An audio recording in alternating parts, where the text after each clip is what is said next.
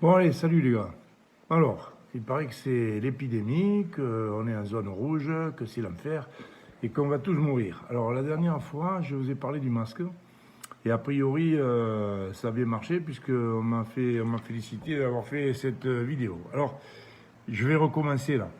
Alors, je vais recommencer pour vous expliquer. D'abord, pour m'adresser, j'ai vu Olivier Véran, notre ministre. Euh, Alors à la télé, il a dit que les médecins, ça se tutoyait. Alors je vais le tutoyer aussi. Et je vais lui dire, écoute-moi Olivier, quand tu passes à la télé, vu que tu nous imposes de mettre des masques, il faudrait peut-être que tu fasses attention, toi, à montrer bien comment on s'en sert. Parce que ce que je te vois faire, c'est une insulte à tous les gens qui ont appris à mettre des masques et dont normalement tu devrais faire partie. Alors je vous montre, ça c'est un masque qui s'appelle un masque FFP2. C'est un masque médical. Et voilà comment on le met. On le prend, on se lave les mains avant, ce que j'ai fait, vous l'avez pas vu.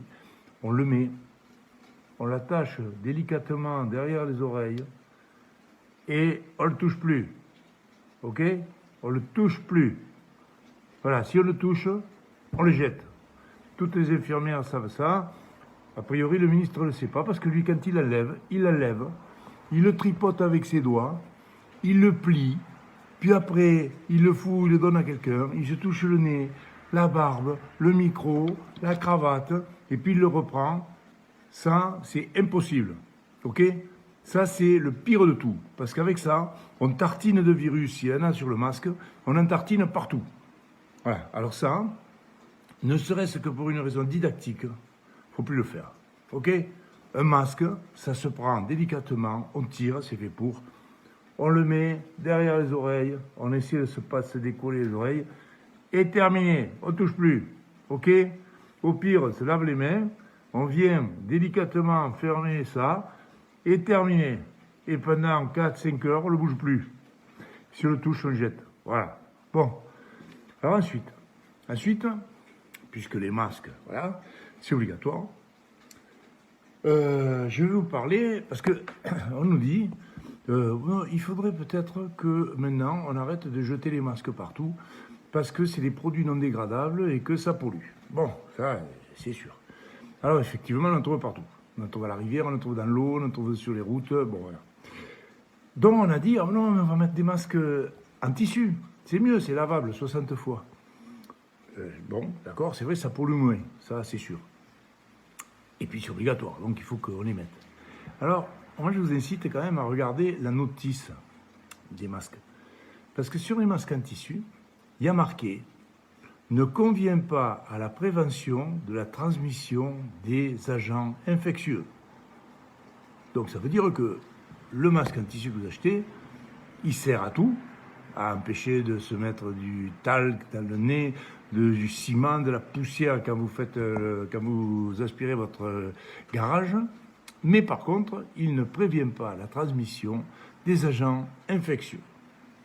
Bon, alors, si vous le mettez là, c'est pas parce que vous passez l'aspirateur dans votre garage. C'est vous protéger des contaminations extérieures qui est l'objectif. Or, c'est pas fait pour ça. Alors, on dit oui, non, mais si, ça protège un peu quand même. Oui, non, ça protège pas du tout. Ça protège pas du tout, je vais vous expliquer pourquoi. Parce que ces masques, ils sont faits pour empêcher des particules de plus de 3 microns de traverser. Donc si la particule fait 3 microns et demi, elle passe pas. Si elle fait 2 microns et demi, elle passe.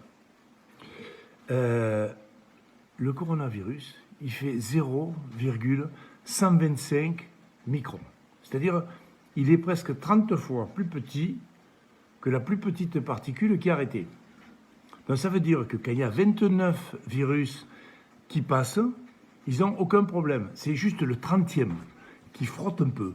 Ouais. Le 31e, alors le 31e, lui, il passe pas du tout. Ça, c'est bien. Alors ce qu'il faut espérer quand même, c'est que ce soit le 31e qui soit dangereux. Parce que si c'est les 29 premiers, eh bien, ils sont passés. Donc, quand vous mettez ces masques, vous avez l'impression d'être protégé. C'est très bien. Mais le problème, c'est que c'est comme quand vous sortez sous la pluie avec une passoire sur la tête. Ça sert à rien. Ça vous encombre. Bon, ça peut être joli, peut-être un effet de mode, mais par contre, ça ne sert à rien, ça ne vous protégera pas de la pluie. Un KW, oui. Un masque FFP2, oui. Un masque en tissu, non. Voilà, c'est simple. Alors, je ne comprends pas pourquoi on impose ça, si ce n'est pour un effet psychologique. On dit déjà, attention, il faut se protéger. Sauf que quand on croit être protégé, on fait moins attention.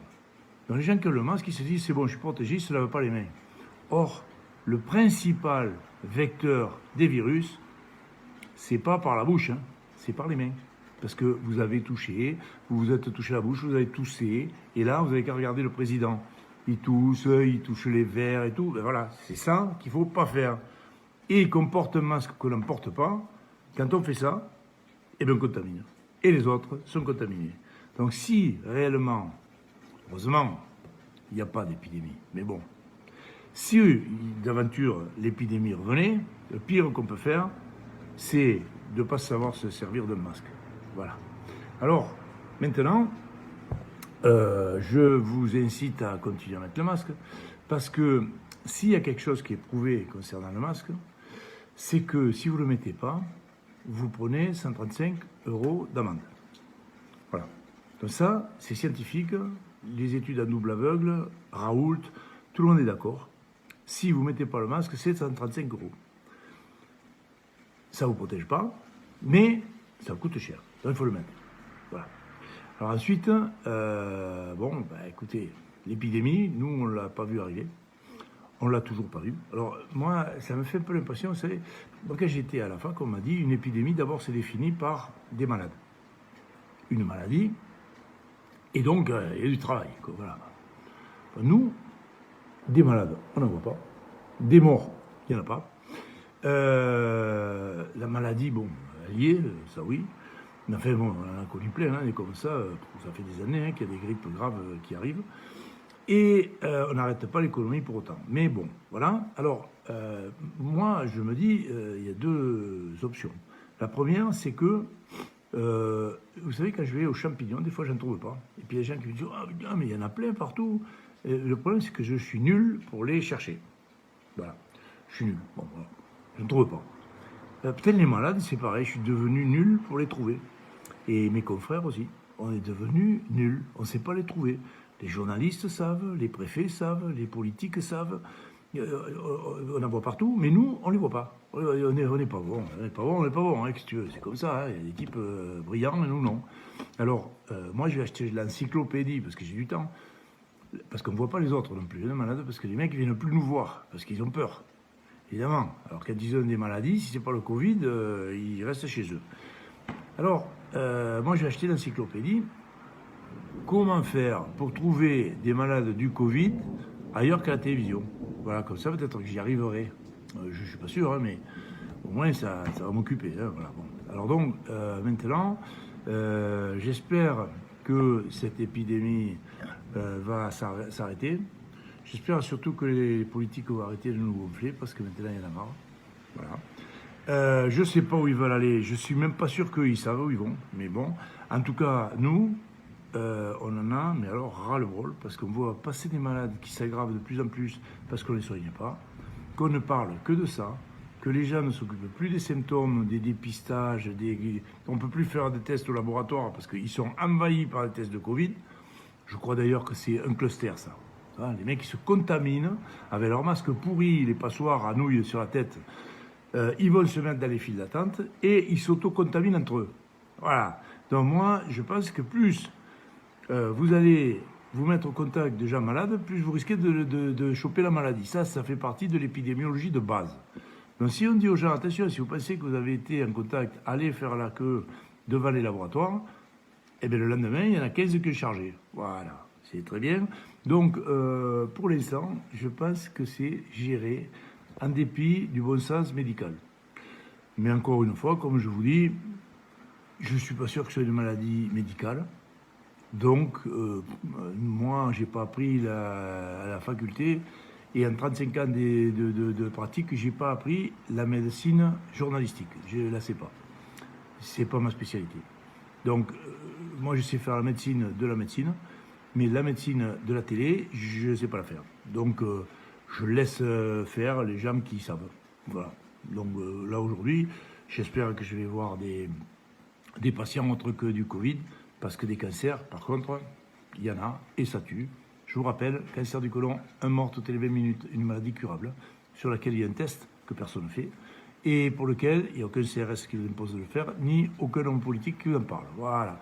Donc si vous pouvez en profiter pour vous rappeler qu'à partir de 50 ans, il faut faire un test pour savoir si vous risquez d'avoir un cancer du côlon, pensez-y, c'est intéressant.